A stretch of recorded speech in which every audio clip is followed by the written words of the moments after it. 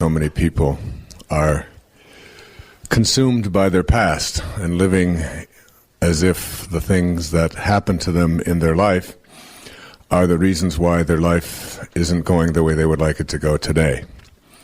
I'd like to suggest to you that in this principle, which I call giving up your personal history, I'd like to suggest to you that all of that is wonderful to talk about in therapy, and you can get a lot of help literally for going back and examining the things in your past that perhaps are troubling for you. But the illusion is that these are the things or the reasons why your life is not working the way you would like it to work today. That is the illusion. It's the illusion that Alan Watts spoke about when he used the metaphor of the wake of the boat.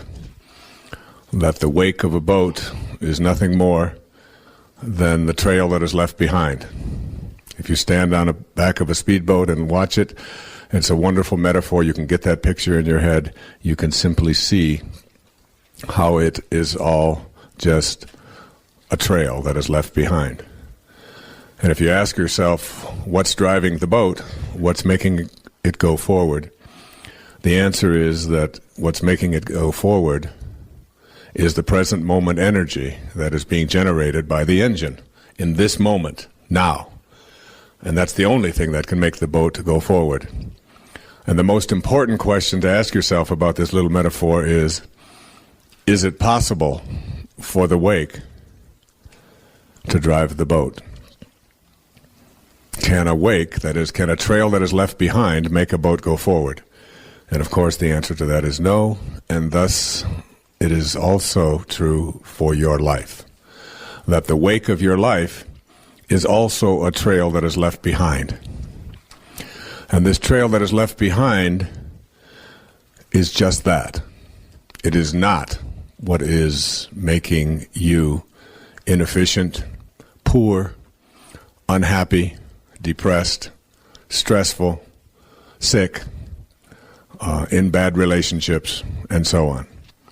Even though we like to think that, and we like to put the responsibility for those things on all of these events that took place in our past, the fact is, the way I look at the past, is that everything that happened to us in the past had to happen in order for us to be where we are today. And the evidence that I have for that is that it did. And there's nothing else to say about it. It did, and it can't be undone. 1,000 years ago, a man named Omar Khayyam, who was a tent maker in the Muslim world, observed, "The moving finger writes, and having writ, moves on. Nor all thy piety nor wit can lure it back to cancel half a line. Nor all thy tears wash out one word of it." He knew that in the Middle Ages. And yet we've got people who are consumed with the belief that because of the way you treated me, because of what you said to me, because of how I was abandoned, because of how I was abused, because of how I was ignored, because of my past, that I lived in this particular set of circumstances, or that these are the reasons why my life is not going the way I would like it to go today. And if there's any advice that I think will help you to get onto the extra mile where it's not very crowded, it came to me from a man named Carlos Castaneda, who I was reading something that he had written in a book called The Fire from Within. And he said, "One day, I finally realized that I no longer needed a personal history." He said, "And just like drinking, I gave it up." And he said, that and only that has made all the difference in my life. So that all of these things and all of these events that transpired, that took place up until now, all you can to them is thank you. And I'm talking about all of it. Thank you for abandoning me. Thank you for the abuse. Thank you for the struggles.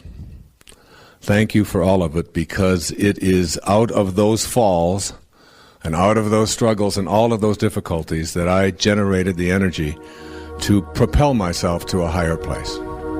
And without those falls, without those struggles, without those difficulties, I wouldn't be able to get to the place I am today. How you process and perceive yourself is determined not by what other people tell you, as much as you'd like to believe that, but in fact by how you have chosen to process yourself. And what you want to learn how to do right off the bat, at the very beginning, is to understand that disliking yourself or experiencing self-rejection or putting yourself down or finding fault with yourself or looking at your body and telling yourself all the things about it that you don't like. Like you may be too tall, you might tell yourself that you're too short, you might tell yourself that you're too heavy, that you're too light, that you're any number of things, and you can go through every organ in your body. And some people do this very thing and find all kinds of reasons why they don't like this, they don't like that, they don't like the size of their legs, they don't like the size of their breasts, they don't like the way their hair is, they don't like their eyes, they don't like their ears, their nose is too big. It's an endless. And this is like a burden that you place on yourself in your life, and it's something that you want to really begin to process in a different way. And a way to process it is to say, what do I get out of this? What's the point in me disliking myself or finding fault with myself? It's the only self I have. Instead of doing that and keeping myself miserable, what I'm going to do is look in the mirror and say to myself, this is the body that I have shown up in, for whatever reason, whether it was my plan, or whether it was God's plan, whether it was my parents' plan, whether it was a conspiracy, whatever, it is still the reality. And I am going to accept the reality of what I have shown up in and see it as my curriculum to a higher place. The body that you're in, whether it's in a wheelchair, whether it's blind, whether it's deaf, whether it's tall, whether it's short or black, white, whatever it may be, it is still your curriculum. It's what you have to use to get to the highest place that you want to be in your life. So rejecting it is really rejecting your entire life curriculum. And you have to really look at the whole idea of, in our culture, it's almost, I think I have been asked the question on talk shows across America more about this particular subject than anything else. And the question is, isn't it selfish? Aren't you promoting selfishness? Aren't you telling people that they should love themselves and reject all other people and so on? And I'd like to put that to rest right here. The first thing you have to ask yourself is, what does it mean to be selfish? To be selfish is to be a burden to another human being. Whenever you find yourself a burden to somebody else or someone else is a burden to you, that is a very selfish act. The person who dislikes himself, believe it or not, is the biggest burden to be around in the world. This is someone who is never happy, doesn't know how to make themselves happy, is using other people to try to get them to be happy, is always blaming other people for the conditions of their life. The person who has self-doubt or self-rejection doesn't know how to enjoy their life. And being around a person who doesn't enjoy their life is burdensome. The person who does love themselves, who feels good about themselves, who, if you ask the question, do you love yourself, there's not even an issue there. There's not even a question involved. It's simply, of course I do. This is me. This is all I have. Of course I love myself. Why wouldn't I? Why would I ever put myself down? It has nothing to do with being conceited or finding fault with other people or making yourself better than anybody else. It has nothing to do with that. It has to do with the simple notion that in order for me to be happy, I have to love myself. In order to be able to be free from being a burden to somebody else, I have to know how to enjoy my life. If I know how to enjoy my life, it means that I am loving the life that I'm having, and that means I'm loving the body that I'm in. I'm loving the self that I am. And therefore, you will not be a burden to anybody else. The person who loves themselves is never a burden to anyone else unless it's conceit. And conceit is just another form of trying to get other people to pay more attention to you. But if it's just authentic self-acceptance, then it is the most important thing that you can do. And in raising children, nothing is more important in the whole educational environment than self-concept, self-esteem. This is what we're trying to teach all the time to young people, is feel good about yourself. Treat yourself, cherish yourself as a valuable, important, significant, grand, divine creature, as someone who is unique and special in all the world. And feel that way about yourself wherever you go, and carry yourself that way. So you have to say to yourself, they didn't do it to me. I allowed it to happen, and I am no longer willing to allow myself to be immobilized by the rejection that other people or other events or other institutions or whatever it may be may have attempted to impose on me. So what you want to do at this point is if you can see that there are areas of your life in which you are self-rejecting, and identify them and make a commitment to changing them, then you can come up with some specific things that you can do about it. You can begin to discipline yourself to select new responses to others' attempts at making you feel good. When someone says to you, gee, you look really nice today, you can practice, instead of that immediate self-rejecting kind of, oh, it really isn't me, or this is my hairdresser, or whatever, you can just, a very simple thank you, or it's nice to know that you appreciate me. Just, even if you don't mean it. I mean, just sometimes you have to fake it, but faking it is all right, as long as you are practicing a kind of, hey, if someone says to me I look nice, or that I smell good, or that I look nice in this outfit, or that I look younger than I am, or whatever, I'm entitled to that. I'm entitled to a compliment. I'm worth that. You can practice saying things like, I love you, and check out when someone says that back to you, how do you react to that? What is your reaction to that? And accept the I love yous and the caresses and the affection that other people are directing at you as something that is directed towards someone who deserves that, rather than always doubting it and saying, oh, I wonder if he really does that, or I wonder if she really means it, or and all of the doubting kind of things. Of course you would love me. Your attitude, your inner conversation goes, of course you would love me. I'm worth being loved. I'm a valuable person. Here are a few ideas for putting peace in your life permanently. Thinking of yourself as a peaceful person is the first step, but it is only the first step. The thought must translate into action in order for you to know peace. Work at curbing your inclination to create confrontation and disruption in the lives of others. A simple practice of pausing and asking yourself whether your ego, which loves turmoil, or your higher self, which loves peace, is about to act. That pause will help you to send out a peaceful response, even in situations where you are feeling impatient or misunderstood. In those situations, you will be able to state simply, for example, you are really having a rough day, to a hassled clerk, rather than, I've been waiting for 15 minutes already and I'm really feeling abused. Send out peace by catching yourself and then consulting your loving presence for a response, rather than relying on your ego. Practice releasing the emotions of fear and guilt and replacing them with love and forgiveness and kindness. Release the guilt by forgiving yourself and vowing to avoid that kind of conduct in the future. You do not need the guilt unless you're going to allow your ego to continue its dominance over your life forever. For example, make a list of all the things that keep you from loving yourself. Your list might include being overweight and jealous or nervous or addicted or incompetent or uncoordinated. Then, regardless of how much effort it takes, reverse your mental sentences and state that you love yourself while being fat, while being addicted, and so on. This will help you to feel peaceful about the choices you've made and to realize that you are not that body or those desires. You are the invisible chooser.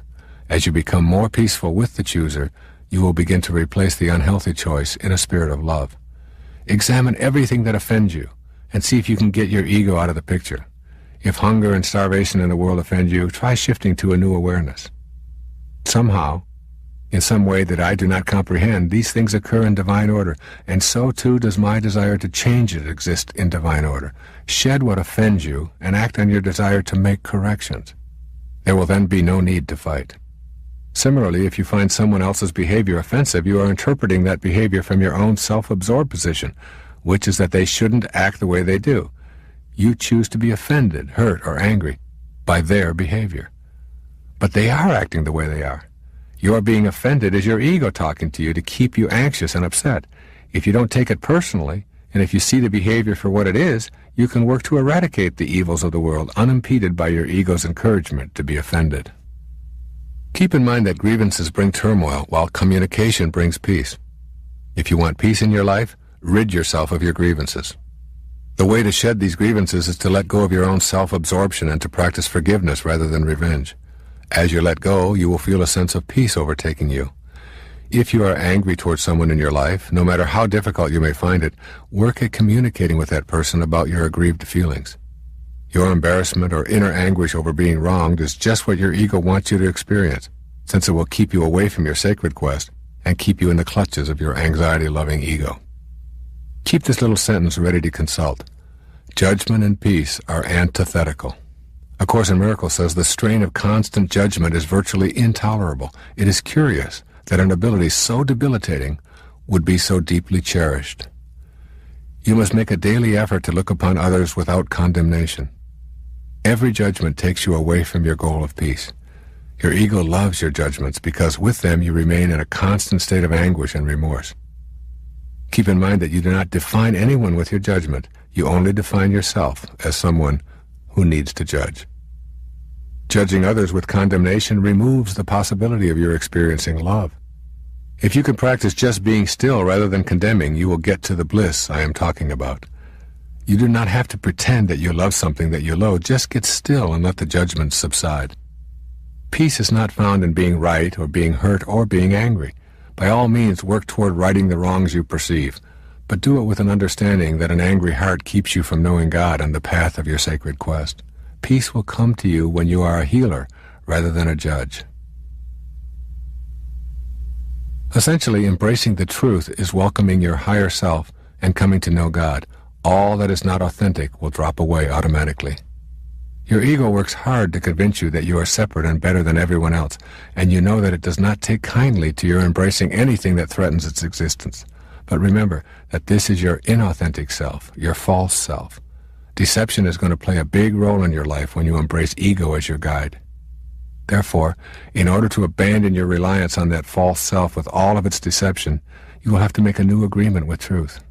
I encourage you to actually write yourself a contract in which you agree to include truth as your companion in your thoughts, in your conversations, and in your life. This is a big challenge and perhaps difficult for you, but it is guaranteed to lead you to the path of your sacred self. Begin by looking honestly and fearlessly at who you are beneath all the surface trappings that you have surrounded yourself with. You have a human storyline, as does every person who has ever lived on this planet. That storyline begins with your conception, continues through your childhood, and all of your personal triumphs and tribulations, right up to this very moment. You know that there is an eternal aspect of you beneath the surface, and that for this part of you, only the truth will suffice.